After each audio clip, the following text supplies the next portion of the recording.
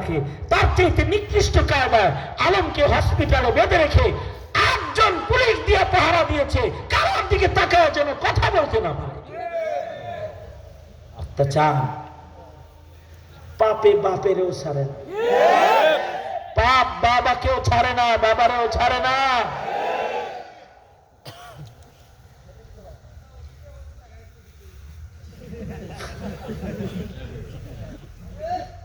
আরো হাসির কথা শোনো, আইসি যেহেতু শোনো, হাসির কথা হলো এক পুলিশ জিগায়, হুজুর কাদিয়ানীদের সাথে একটু মিলমিশ করে চলা যায় না? আরো আজব প্রশ্ন হলো, হুজুর কাদিয়ানীরা কি আসলে কাফের?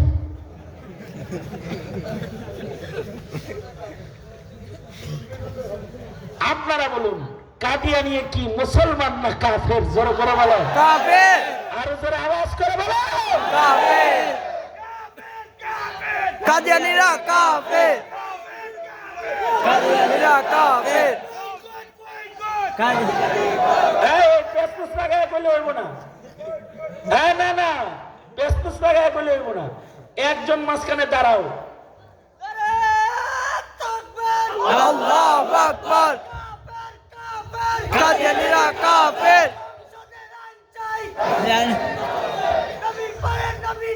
সংসদে আন চাই।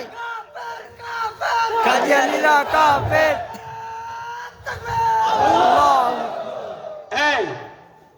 এই স্লোগান গুলার লাভ আছে না নাই? আছে। কি লাভ? আমার কাছ থেকে শোনো। কারণ হলো ওই যে পিচ্চি বাচ্চি যারা বসে রয়েছে স্কুলে পড়ে, ওরা এক সময় বড় হবে,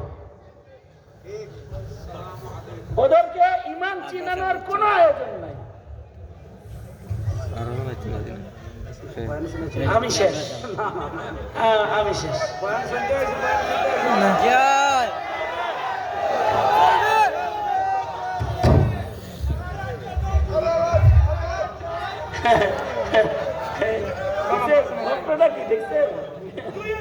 হ্যাঁ, আমার কথা শোনেন। রেজাউল করিম আবরার ভাই আমার অত্যন্ত আদরের এবং মহব্বতের, স্নেহের, খুব আদরের। আমাদের ভেতরে যে খাতিরটা, ওটা যদি আপনারা দেখতেন তাহলে আপনাদের হিংসা লাগতো। আপনারা তো দেখেন না। আল্লাহ নেক হায়াত বাড়ায় দেখ, বলেন আমিন। আপনারা আমাদের আহলে হকরা রেজাউল করিম আবরার না চিনলেও রেজাউল করিম আবরার আহলে হাদিসরা চিনে, বেদাতিরা চিনে, সুন্নিরা চিনে, নাস্তিকরা চিনে, ঠিক না? কাদিয়ানী হেরা চিনে না? চিনে না?